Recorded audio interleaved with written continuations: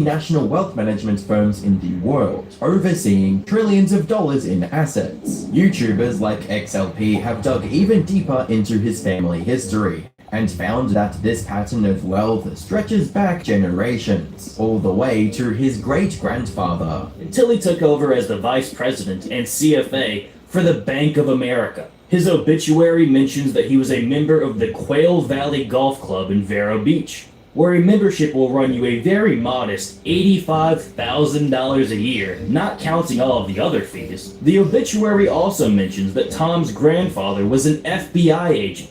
With a little research, I was able to find the grandfather in question.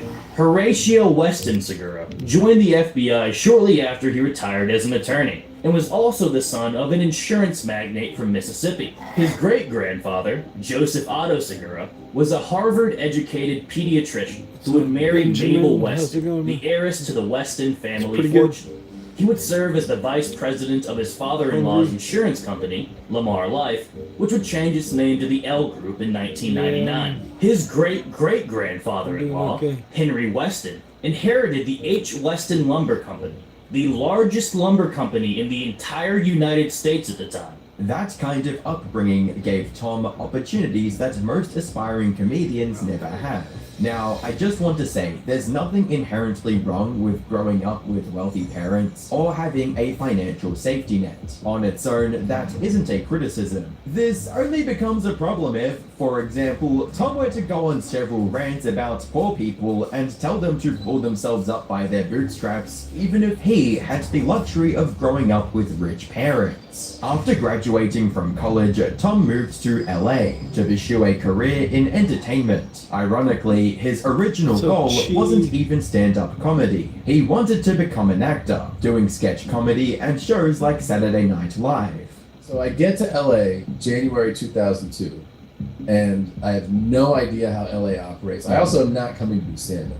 I'm coming to do like comedy acting. That's what I think my path is. Comedy acting. You know what I mean? Like acting, but like I'm like, oh, I'll do like comedic acting. Yeah, that's what I think I'll do. Early on, Tom still worked plenty of ordinary jobs while trying to break into the industry. He interned as a television logger, spending hours transcribing raw footage for reality shows, like Extreme Makeover and My Big Fat Obnoxious Boss. If you don't know what a TV logger does, their job is essentially writing down everything that is said and done during a program. So what the YouTube transcribing button does automatically these days, Tom had to do manually by hand. Like most aspiring comedians, Tom spent years grinding stand-up comedy open mic nights before finding any real success. Back then, Tom also made a conscious effort to avoid looking polished or successful. He believed comedians were supposed to look like regular people, not celebrities. He would perform in worn-out shirts with holes in them, and intentionally leaned into a messy, sloppy appearance because he thought it helped him connect with audiences. His material was built around making fun of himself, his weight, and the awkward moments of everyday life.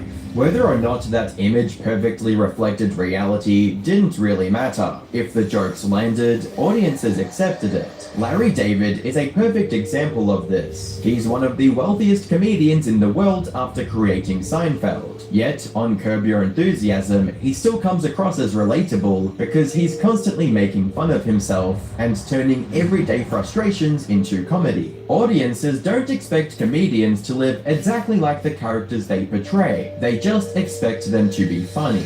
During the late 90s and mid-2000s, Tom would meet the two people that went on to define the rest of his life forever: Christina Pazitsky and Joe Rogan. Christina was very similar to Tom. She was an up-and-coming open mic comic trying to make a name for herself in the LA scene, and she was part of his friend group full of comedians. But at the time, she was dating another comic. They were together for 5 years. I was friends with her. We would do shows like part of the crew, you know. But would you give her fuck eyes for 5 years? No, we were totally just friends. And I was always thought she was attractive, but you're like, she's taken. And then I got the call, like one of my spies was like, yeah, they broke up. A few months later, the two began dating and became a sort of comedy duo power couple while still doing separate sets. Fast forward a few years, and Tom became better and better at comedy, eventually winning a contest that let him open for one of Joe Rogan's shows. After getting married in 2008, Tom's friendship had blossomed with Joe Rogan, and he was able to land a spot on episode 8 of his at the time new podcast. The actual episode is audio only because of technical issues, but if you dig through those early Joe Rogan episodes, you'll find Tom popping up all over the place. As the show continued to grow, he became a recurring guest. And yeah, you can definitely tell this is old Joe Rogan. Not only did people enjoy listening to him and Tom go back and forth, but the two of them even slipped into speaking in Ebonics. The broke thing, and he was like, I don't know why, man, but he's like, everybody had a car wash. So we all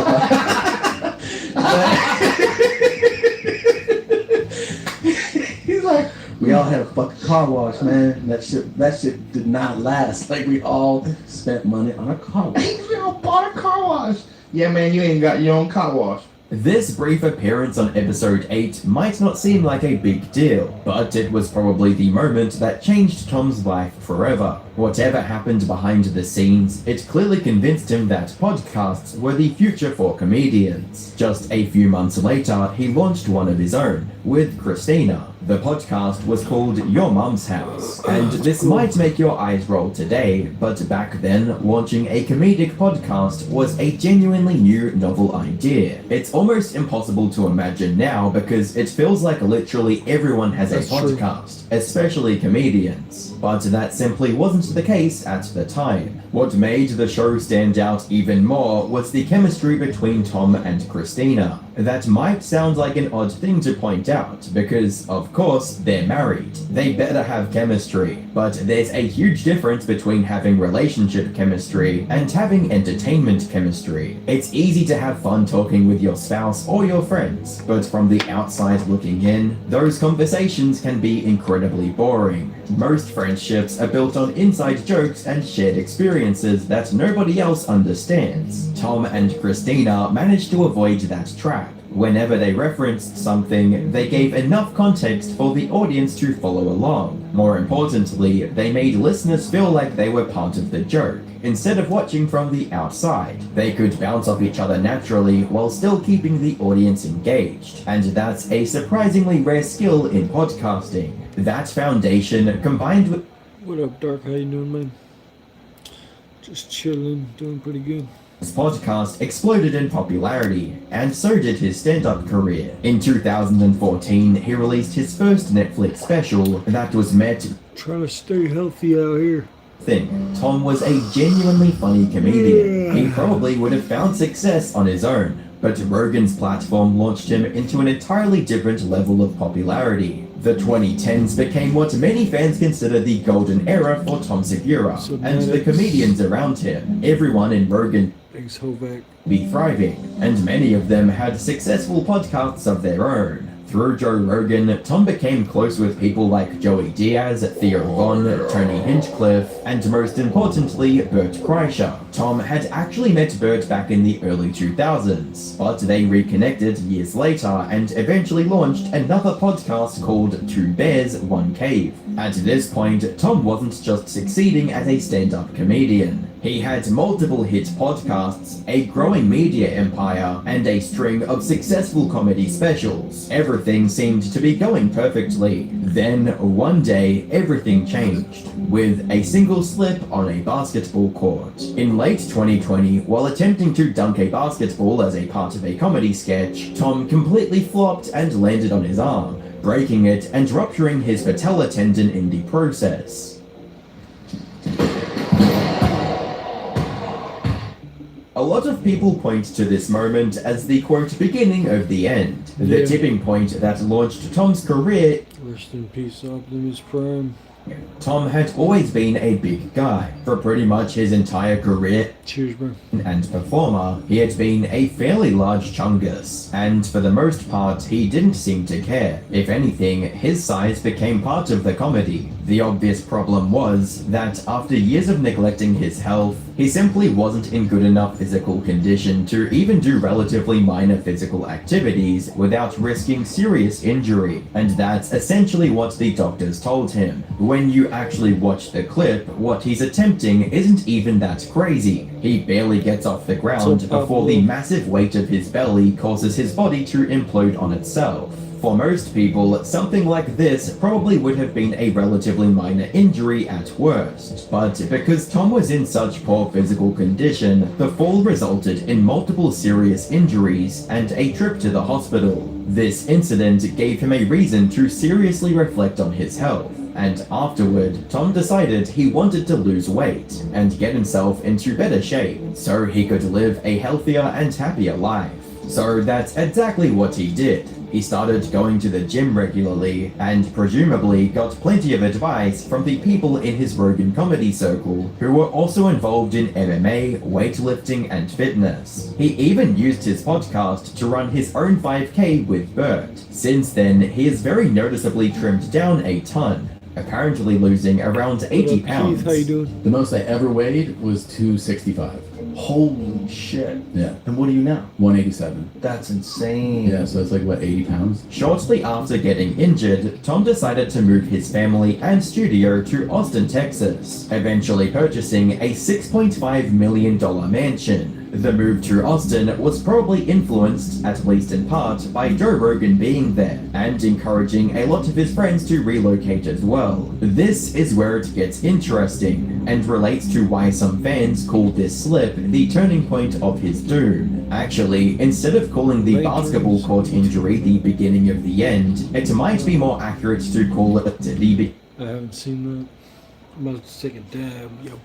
Breaking his body, losing the weight, and moving to Austin, people began noticing a gradual shift in the way Tom acted. It's difficult to pinpoint the exact moment, but sometime around 2022, people began noticing that the overall energy of his podcasts felt different. What had once felt like two friends casually sitting around and talking started to feel much more polished, sanitized, and corporate. Less like you were sitting in on a conversation, and more like you were watching a show designed to advertise something to you, with the viewer stating, "The ads are not only too frequent, they are lazy and annoying. Ad network ads, what gives? Sold out shows and support from fans, not enough? More. His comedy also began moving away from the self-deprecating observations that made him so relatable, and toward bragging about his wealth. Luxury cars, private jets, $25,000 watches, and stories about the lifestyle that comes with being extremely wealthy became increasingly common. Naturally, this made a lot of fans feel like Tom was becoming less relatable. And to be fair, there's nothing inherently wrong with becoming successful and enjoying the money that comes with it. If you work your way to the top of your field and become wealthy, you should absolutely be able to enjoy that lifestyle with your friends. The problem starts when that lifestyle becomes so disconnected from your audience that you stop understanding why normal people can't relate to getting drunk on a private jet. Eventually, the change became noticeable enough that Tom himself started seeing the growing number of fans complaining that the show had become less entertaining. Most reasonable celebrities would probably see that small amount of backlash and take a step back to figure out what they were doing wrong. But Tom isn't like that. Instead, he doubled down. During an episode of Two Bears, Bert Kreischer started talking to Tom about watches, and it seemed to remind Tom of the criticism he had been receiving. What followed was roughly a 6-minute rant where he went after poor people and essentially argued that anyone struggling to afford rent simply needed to, quote, figure it out, framing poverty as the result of having a, quote, loser mindset. I already played the clip in the intro, but I'm going to show a shortened version here because it's genuinely mind-boggling to hear. That, oh, but I'm struggling with rent this month. Figure it the out, okay? Like, don't make my life be a problem for your life. You know when Bert Kreischer makes that face, you probably said something you shouldn't have. It's similar to that moment when Joji made that visibly uncomfortable expression in the background of the H3 podcast, after Ethan worded his sentence very poorly. It's, women are in a nature setting, like, to be conquered. Now, Tom is no stranger to making jokes about poor people. You can find plenty of examples of that throughout his career. Are you saying I have too much money to shop here? And she goes, we just can't handle it. And that alone isn't particularly surprising. He's a comedian. He makes jokes. The problem is that this clearly didn't come across as a joke. As the clip continues, you can visibly see Tom becoming more frustrated and angry as he talks. And there's another much more obvious problem with telling poor people that they simply need to figure it out. Tom grew up rich. He has spent his entire life with a level of financial security that most people will never experience. So when he tells someone struggling to pay rent that they just need to figure things out, it's not hard to point out that he has never had to figure it out from the same starting point, with the viewer stating, "This is why I stopped listening. He's been such a stuck-up little b*** for the last 2 years that it's ruined the funny. He literally thinks he's the Ubermensch or something because Rogan put him on, and suddenly he's all about that bootstraps life, even though his dad was a hedge fund manager." After the clip aired, people really did not like what Tom had to say, and he received a little amount of backlash, but not as much as you would think. This clip did get people a little miffed, but it wasn't until the following year where things started getting real. In fall of 2023, Tom went to the airport and had to gate check his bag when getting on the plane. Basically, what this means is the overhead compartment where passengers normally put their bags was full, so the airline needed to take Tom's bag and put it in the cargo hold underneath the plane, with the rest of the checked luggage. Most people who have had this happen to them would probably be a little annoyed, but considering you're not being charged or anything, who really cares? Apparently, Tom does. While this was happening, Tom went on a rampage on Twitter. "Dumb c*** from American Airlines made me gate check my bag, so she feels the little power she has in her life. You win this round."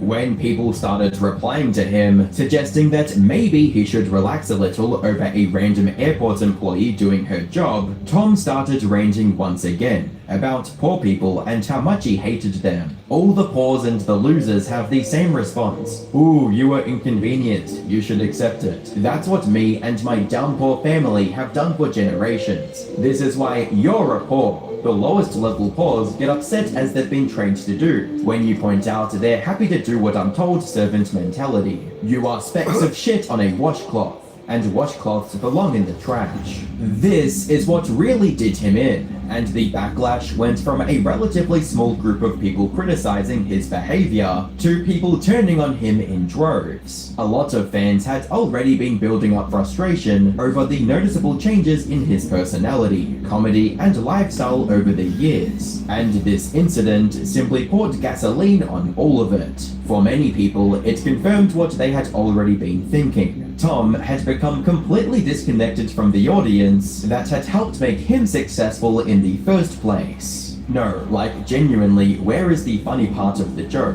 This is just cruel and weird. Months later, Tom finally addressed the whole thing on his podcast and tried making it appear like he wasn't actually that mad. People don't realize how happy I was during the airport tweets though. I love it, a Chinese. A first class seat sipping a Diet Coke. Just going like la la la. Anyone could see that this wasn't the case. Right after Tom said this, Christina explained that several of Tom's friends were apparently so concerned by what they were seeing on Twitter that they started calling her to make sure he was okay. Even their producer's mum apparently called the studio to ask if everything was alright. Friends reach out. You do look Is at Tom? No, they reach out to me. Like, is Tom doing well? I saw this thing. And I'm like, I don't know. It's fine. He's enjoying every minute of it. Yeah, So. my mom called me one time. Yeah, she was like, "Is everything okay at the studio?" Because he seems like angry, you know. After the airport crash out, a lot of the damage to Tom's reputation had become solidified. Many fans began leaving in droves or simply stopped watching altogether. And it wasn't necessarily because of that incident alone. For a lot of people, it was the culmination of years feeling like the quality and personality of the show had gradually declined. This shift also appeared to coincide with a significant significant drop in viewership, with Two Bears One Cave seeing its views decline by almost 80%. By 2025, the sentiment that he had completely sold out was reinforced when Tom attended a comedy festival in Saudi Arabia, which created another wave of criticism and even a boycott. He wasn't the only comedian involved to face backlash, but many people took issue with comedians accepting money from the Saudi government due to the country's human rights abuses, among many other things. His response to this was essentially a Yeah, what's up, bro? How you been? It's just people have a weirdness of like you're going over there because the Saudi royal family has the money, right? The Saudi family is the family that funds the entertainment fund. Right. And then people were like, they would accuse me of whataboutism for saying that that's the same fund that paid for Ed Sheeran to come and Beyonce to come to do their shows. And like that's what I'm like. Well, how? That's just facts. There's a lot of them that were like, a lot of them were super vocal. And I'm like, you can't sell a ticket in Houston. I don't know why you're upset about Riyadh. Like, Right. no one's going to see you anyway. Right. There was a bunch of like 50-year-old feature acts that were upset. As Tom's viewership continued to decline throughout 2026, it didn't come as a complete shock when news broke that he and Christina were getting a divorce. This wasn't that groundbreaking, since there had been speculation for a while that he had not only been checked out of doing comedy, but he had also checked out of his marriage. Clearly, he was embracing the rich boy luxurious lifestyle, and after the divorce news became public, people began revisiting older clips that look much different in hindsight. For example, if you look at his old interview with Andrew Tate, Tom's clearly very on board with parts of his mentality about women. And to some viewers, this raised questions about whether that reflected the type of mindset he started gravitating towards. You know what? So many women say to me, "You're so Andrew. You know what? You're so rich, but you're smart. And you're actually very intelligent. And I know you get really bored of a robot." And I'm sitting there thinking, "Vic, I wish to God you were a robot." You better shut the f up. We talk about star signs? Oh yeah, I'm so glad. Tell me more about Sagittarius rising. You idiot. I'm never gonna look at a beautiful woman who does everything I say and go, "You know what? You do too much of what I say. I want to go get some disagreeable." Yeah, exactly. Wow. There are also older clips where Tom appeared to flirt with high-profile models, and even joked that he wouldn't care too much if Christina died. I feel such a bond already. I don't know. Ever since I met you a few minutes ago, I was like, it is. Hey, what's up? You're here. I didn't think you were coming in. Oh, actually, she's... I'm new, Christina. Oh my God, you guys have the same name. That's crazy. Well, just because we didn't know if you were going to be here today. If Christina died, what would your move be? Like, what would you do? Enjoy my life? I don't know. Obviously, these moments were framed as comedy, and Tom constantly exaggerates for the sake of the bit. But after the divorce announcement, the half-truths of these clips are pretty hard to ignore. That being said, Christina has stated that the divorce was mutual and amicable, so it's impossible to know the full story from the outside. Speculating too much about someone's relationship is unfair, when we only see a small fraction of what happens behind closed doors. So it's best to leave it there. For a long time, Tom Segura stood out among many of the comedians in Joe Rogan's orbit, because he seemed like one of the few who genuinely cared about the quality of his comedy, and maintaining a persona of not selling out. But as he got older, it feels like the combination of wealth, fame, and surrounding himself with other extremely rich people changed that. Whether or not it was a slow deterioration over time, or he's always been like that, is up for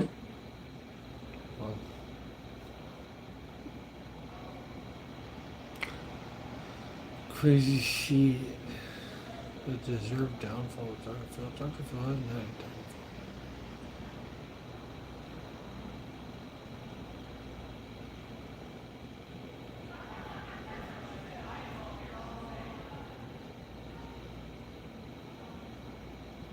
Corniest rapper alive. I haven't heard of him. In a world where your every move is documented online, attempting Most of those clicks are coming from supporters or from people. Transferred to D2 back in Kansas at Newman University, became an overnight janitor, started writing poetry. Songs meant that it was nearly impossible to truly rock with, as even those who admired him on some level, to the airport. Resend it. I want resend anything about Dax. Wouldn't give song. Dude, I do. What is this corny? I think this is the guy that said sorry to Tory Lanez song. Amid all the damage he'd taken, it's truly surprising that Dax managed to keep it pushing and didn't fade into obscurity. It appears that no matter what you throw at Dax, you'll find. What's up, Gold? How you doing? What up, Dix? What up, Jay Wayne?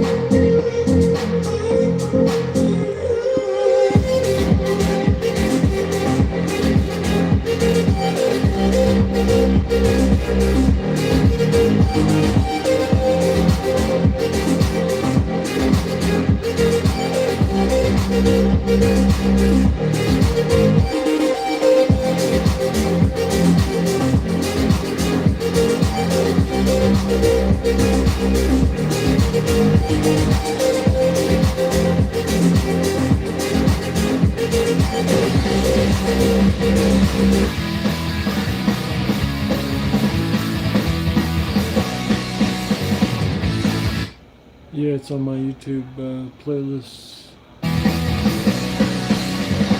Sometimes you like to be the victim. Sometimes you play the volunteer.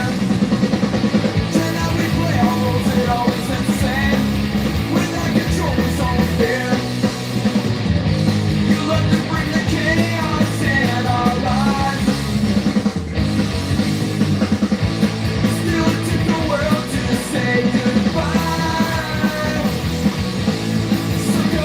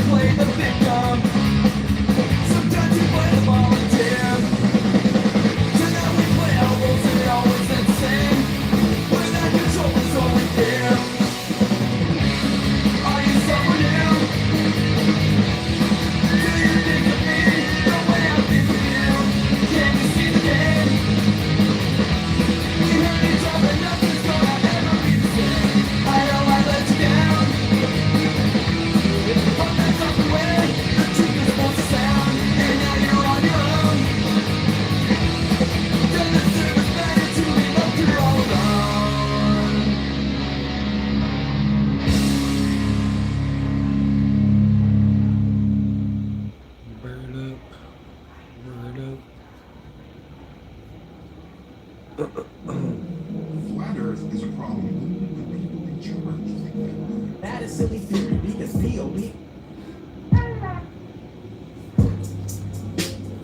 Look at my swag, Gucci my socks. Look at my pocket, you said not. Look at my hip, you said flop. Look at my swag, Gucci my socks. Look at my swag, Gucci my socks. Look at my pocket, you said not. Look at my hip, you said flop. Look at my swag, Gucci my socks. Feeling so hot. Look at my outfit, that costs a lot. They got the block. Baba your block. Damn, I'm thugging, I'm bugging, like I'm Tupac. I hit the jackpot. My money be long. Damn, they coming in hot. Look at my swag, Gucci my socks. Look at my pocket, you said not. Look at my hip, you said flop. Look at my swag, Gucci my socks. Watch out for fast, watching the cars. I get the feeling when walking the spot. I sip the drink and I put it on rocks. She throws a pussy, but I want the top. They try to run down on me, I keep a block. I took the drugs, but I got Gucci socks. 6-7 on, we fuck with the mob. Nigga, I been more, we tied on my arm. What up, Dave? Look at my swag, Gucci my socks. Do you like summer? Look at my pocket. I think I like summer better. Look at my hip, you said flop. Look at my swag, Gucci my socks.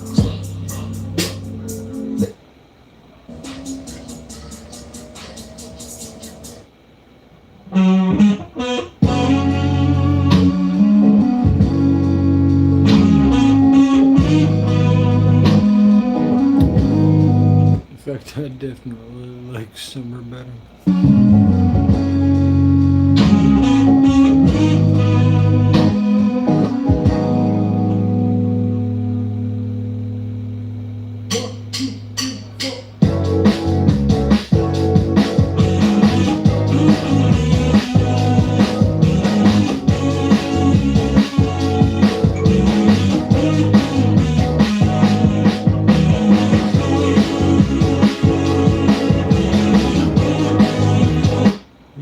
Mushrooms.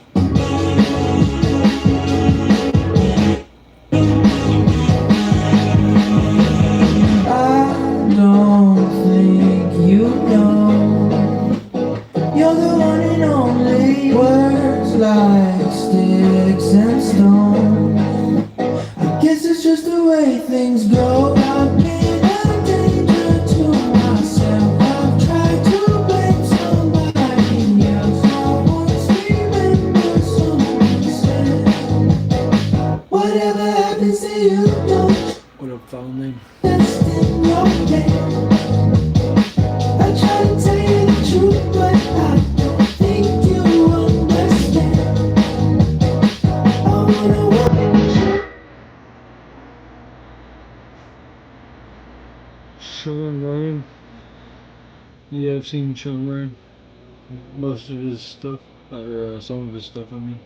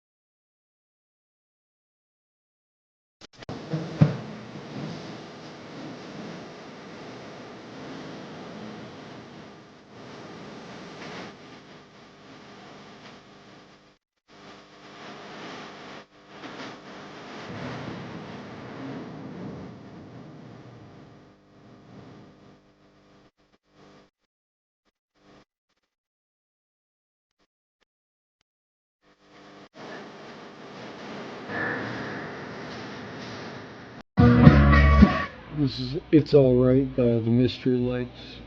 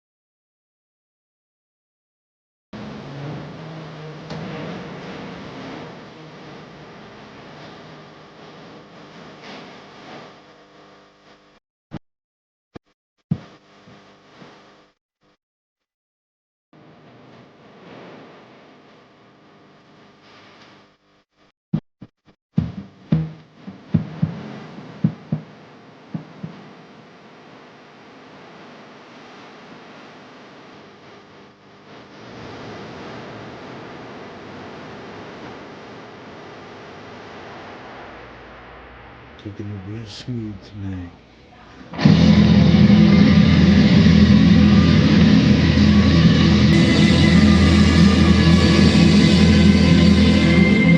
Real smooth tonight.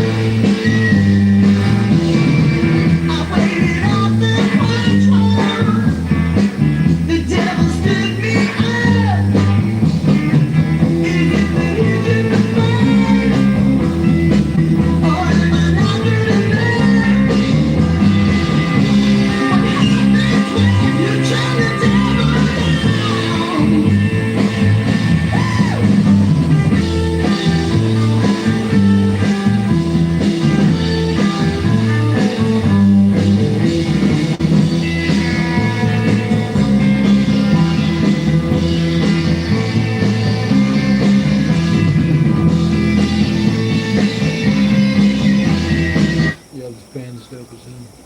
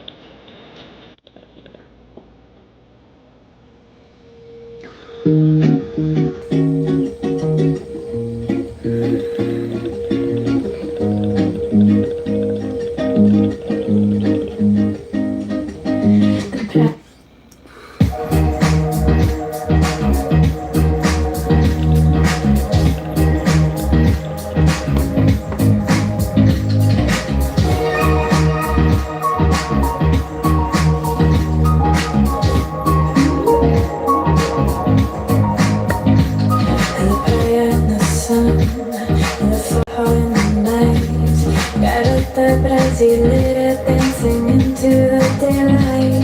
She's singing here the light blue. Don't know how, but I try to. Sujeitinho, yogarinho, something that I fly to. Quer saber de onde sou? Brasileira me mandou pro Brasil.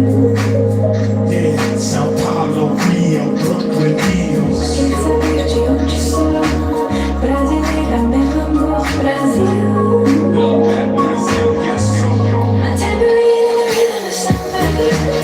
In the heat of December, Brazil is where I go. I think I've got a case of Brazilian soul. I always remember in the heat of December when we let our hearts grow cold. A tambourine in the sunshine. In the heat of December, Brazil is where I go. I think I've got a case of Brazilian soul. I always remember in the heat of December when we let our hearts grow cold. Swinging the samba, todo mundo bamba, alma brasileira, drinking cold, capoeira, from New York to Pará, and then to Paraná, Sao Paulo, Brooklyn, Miami, and the in-between. Quer saber de onde sou? Brasileira me mandou pro Brasil. Yeah, Sao Paulo, Rio, Brooklyn, Hills. Quer saber de onde sou? Brasileira me mandou pro Brasil. I'll share with you for a like and a sub. My tambourine in the summer. In the heat of December, Brazil is where I go. I think I've got a case of Brazilian soul. I always remember in the heat of December when we let our hearts grow cold. My tambourine in the sunshine. In the heat of December, Brazil is.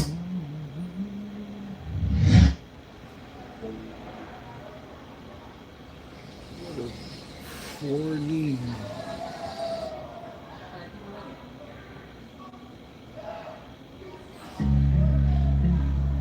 People are crazy outside. Yeah, dude. We're both throwing smoke into the night. It's raining, I suppose you need to run. She said, I've got nothing to do, neither you. There's a place down the road where we can waste all afternoon. I was heard that she was 19, got a fake ID and a nose ring. This kind of girl tend to know things better than I do. I'm dying to figure out what she's hiding. She's playing it cool, but she's lying better than I do.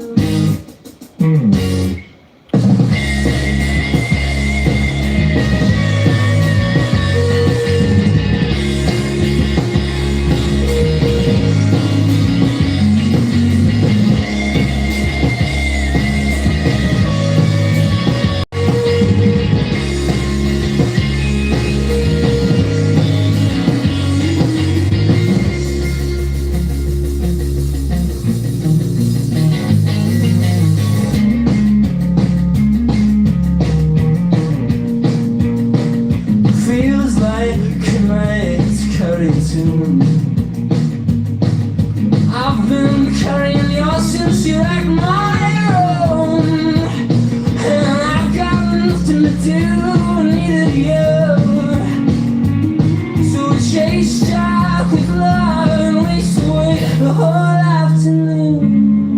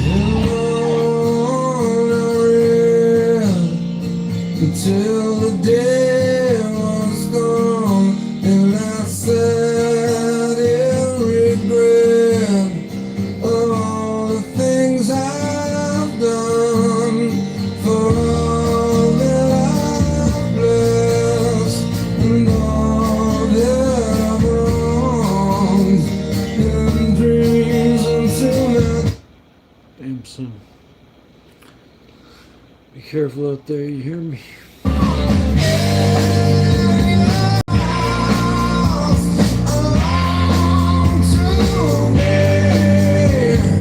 don't think so.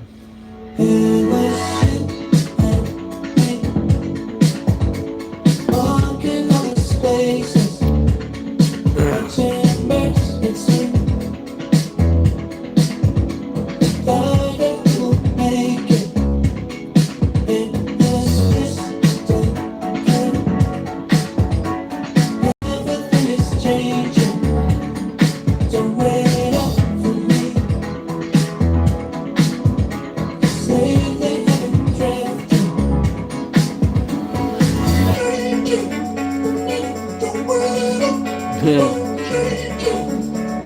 Well, I don't think you commented in my stream at least.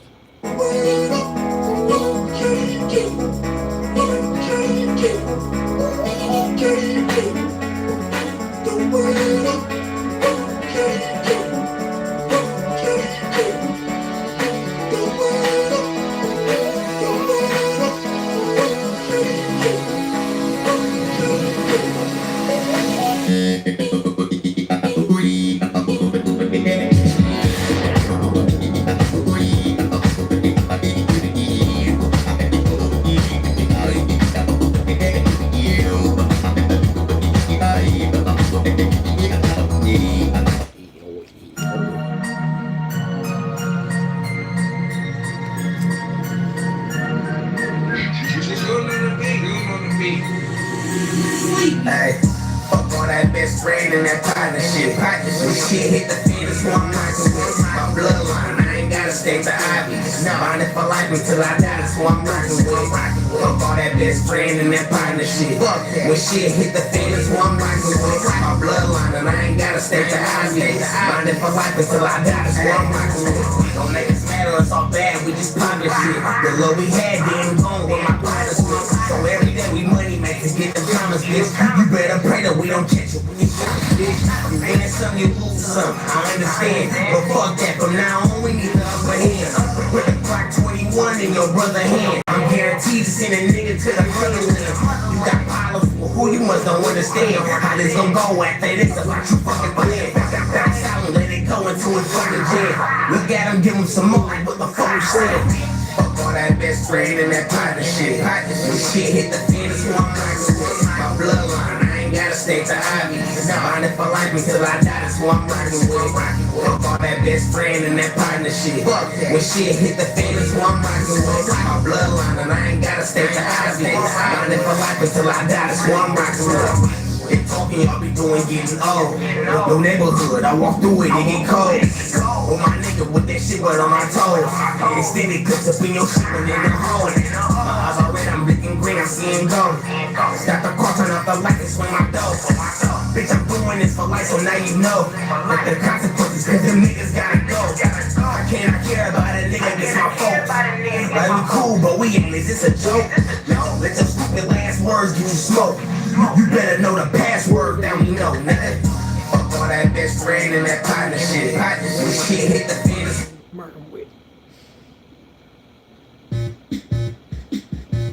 She's bitching the same with the bottles of bleaching. And I know I'm gonna steal her ride. She doesn't even know what's wrong. And I know I'm gonna make her buy. Take her where it's all belongs. And I'm gonna steal her ride. Nothing that I wouldn't try. My son, I girl. Hey, my son, I girl.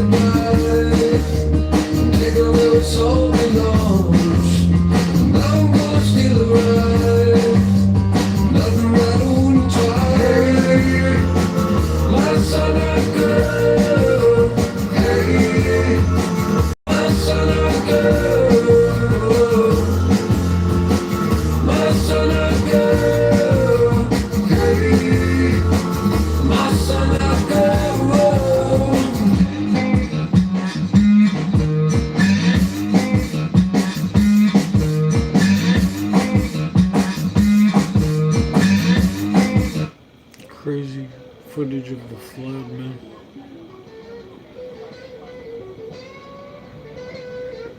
Insane.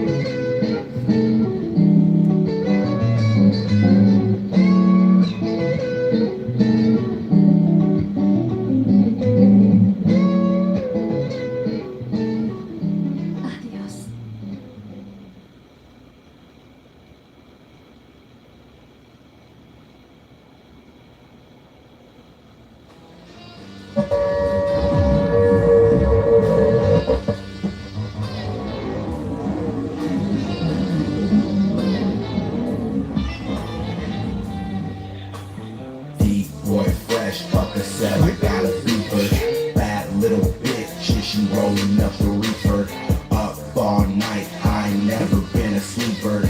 Grinding ass nigga, you can tell by my sneakers, yeah. D-boy fresh, fuck herself, I got a beeper.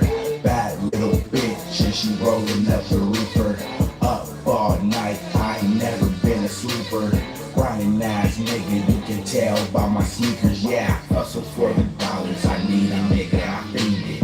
Marijuana smoke, I love it, you know I breathe it. Got them bitches on my mind, but they still don't get no time. I'm a skateboard nigga, and I'm staying on my grind. Got them ace-board niggas, plus I'm serving dozen dimes. Getting cake, my nigga, you can call me Duncan Hines. Respect, that's automatic, like the cream, I gotta have it. I ain't fucking with you, ain't. Y'all some motherfucking faggots came up from the bottom, talking way down with the maggots. Now I'm chilling with the G, drinking liquor, rolling cabbage. I'm a motherfucking star, and my chick is a bitch magnet. Who said crime doesn't pay? Cause it got me living lavish, yeah. D-boy fresh, fuck herself, I got a beeper. Bad little bitch, and she rolling up the reefer. Up all night, I ain't never been a sleeper. Grinding ass nigga, you can tell by my sneakers, yeah. D-boy fresh, fuck herself, I got a beeper. Bad little bitch, and she rolling up the reefer. Up all night, I ain't never been a sleeper. Grinding ass nigga, you can tell by my sneakers, yeah. All these niggas know I'm reckless, especially with the weapons. Baker, I got plugs, mafia type connections. Eddie Baker, I got drugs. I'm smoking and sipping Texas. If I ever go by bottom, I'm jacking niggas for necklaces. Yo, main bitch is sexing me, so she wanted sex with G. Took her ass down, no mollies, all ecstasy. Whipping up them Eddies, yeah, you know I got the recipe. Going hard for ink, you know my nigga watching rest in peace. Killing beats my specialty, stoner king, I'm royalty. Never trust a bitch, real shit, they be annoying me. Blowing on that kush, I be dolo, don't disturb me, please. Arson this shit, sell them and I be burning them trees. I eat, boy fresh, fuck a cell, I got a beeper. Bad little bitch, she rolling up the reefer. Up all night, I ain't never been a sleeper. Grinding ass nigga, you can tell by my sneakers, yeah. D-boy fresh,